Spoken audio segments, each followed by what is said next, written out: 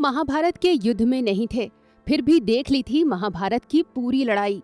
किन किन के पास थी ऐसी दिव्य दृष्टि जिससे उन्होंने घर बैठे ही देख ली थी महाभारत की पूरी लड़ाई। जब अर्जुन ने किया था कर्ण का वध, तो क्यों द्रौपदी के दिल की बढ़ गई थी धड़कन। जब अर्जुन ने किया था द्रोण का वध, तो कैसे व्यास को मिल गई थी सारी खबर, कैसे अंधे धृतराष्ट्र को मिल गया था युद्ध का सारा समाचार। और वो कौन था जो एक पहाड़ पर कटे सिर के साथ देख रहा था युद्ध का परिणाम। दोस्तों, आपने टीवी सीरियल्स में देखा होगा कि किस तरह से महाराज धृतराष्ट्र के मंत्री और सारथी ने उन्हें महल में बैठे बैठे ही युद्ध का सारा हाल लाइव टेलीकास्ट की तरह बता दिया था। आप ये भी जानते होंगे कि संजय को ये दिव्य दृष्टि खुद महर्षि व्यास जी ने दी थी। महाभारत को पढ़ने से पता चलता है कि संजय से पहले व्यास जी ने ये दिव्य दृष्टि खुद धृतराष्ट्र को देना चाहिए थी, क्योंकि धृतराष्ट्र ने स्वयं व्यास जी से आग्रह किया था कि वो युद्ध का सारा समाचार महल में बैठे बैठे जानना चाहते थे। लेकिन जब व्यास जी ने धृतराष्ट्र को दिव्य दृष्टि देने की बात कही, तो धृतराष्ट्र ने उन्हें मना कर दिया और कहा कि वे सिर्फ युद्ध के बारे में सुनना चाहते हैं, क्योंकि वे अपने लोगों को युद्ध में मरते हुए देख नहीं पाएंगे। तब धृतराष्ट्र ने उनके सारथी और मंत्री संजय को ये दिव्य दृष्टि दे दी थी, जिससे वो युद्ध में हो रही सारी घटनाओं को देख सकता था।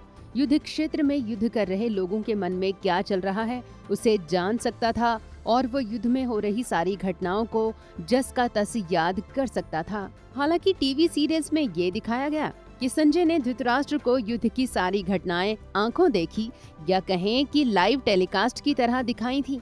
लेकिन महाभारत को ध्यान से पढ़ने से पता चलता है कि संजय ने इसे लाइव टेलीकास्ट की तरह नहीं, बल्कि उसे धृतराष्ट्र को कुछ कुछ समय के अंतराल पर सुनाया था। संजय को व्यास जी ने जो दिव्य दृष्टि दी थी वो लाइव टेलीकास्ट करने की नहीं थी, बल्कि उसे युद्ध क्षेत्र में खुद खड़ा होकर युद्ध देखना था, उसे याद करना था और इसके बाद जाकर धृतराष्ट्र को बताना था। हुआ भी यही था। संजय खुद कुरुक्षेत्र के मैदान में मौजूद था और युद्ध के 10वें दिन जब भीष्म पितामह युद्ध में बाणों की शैया पर अर्जुन के पराक्रम की वजह से घायल होकर लेट जाते हैं, तब रात को संजय वायु मार्ग से उड़ते हुए धृतराष्ट्र के पास पहुंचता है और उन्हें युद्ध के पहले दिन से लेकर 10वें दिन तक की कहानी सुनाता है।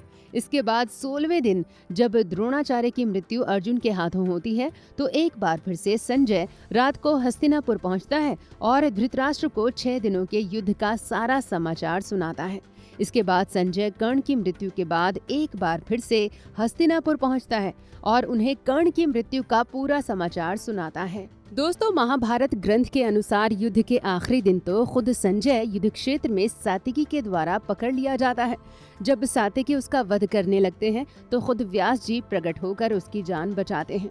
इसलिए संजय को ऐसी कोई दिव्य दृष्टि हासिल नहीं थी कि वो महल में बैठकर धृतराष्ट्र को युद्ध का आंखों देखा हाल बता रहा था। लेकिन हाँ, युद्ध से बाहर रहकर भी जो अपनी दिव्य दृष्टि से युद्ध को पल पल घटता हुआ देख रहे थे, वे थे महर्षि भगवान वेद व्यास जी। व्यास जी को भगवान विष्णु का कालावतार माना जाता है और वे संसार की सारी दिव्य शक्तियों के ज्ञाता थे। व्यास जी यमुना के तट पर अपने आश्रम से ही युद्ध का सारा हाल देख रहे थे, और जब उन्हें लगता था कि पांडव युद्ध में मुश्किल में है, तो वे युद्ध क्षेत्र में प्रकट होकर पांडवों की सहायता करते थे।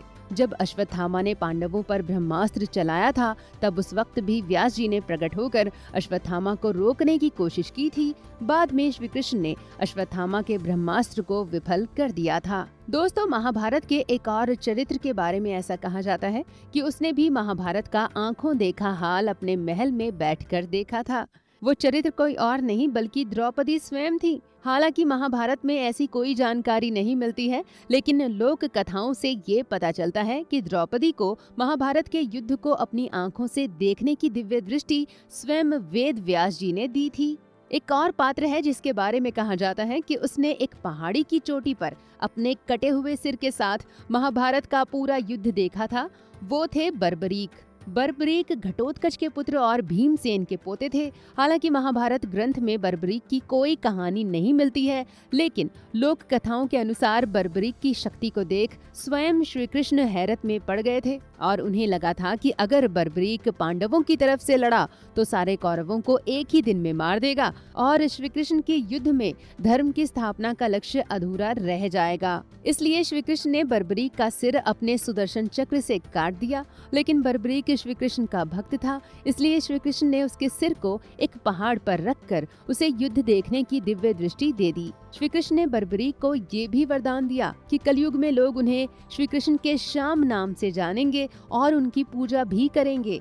आज खाटू श्याम जी का जो मंदिर है वो उन्हीं बर्बरीक का मंदिर है जहां उनकी पूजा होती है। तो दोस्तों, उम्मीद है कि आपको हमारा ये वीडियो पसंद आया होगा। आपसे रिक्वेस्ट है कि आप हमारी इस वीडियो को लाइक जरूर करें और शेयर भी करें। हमारे इस चैनल को सब्सक्राइब कर लें। धन्यवाद।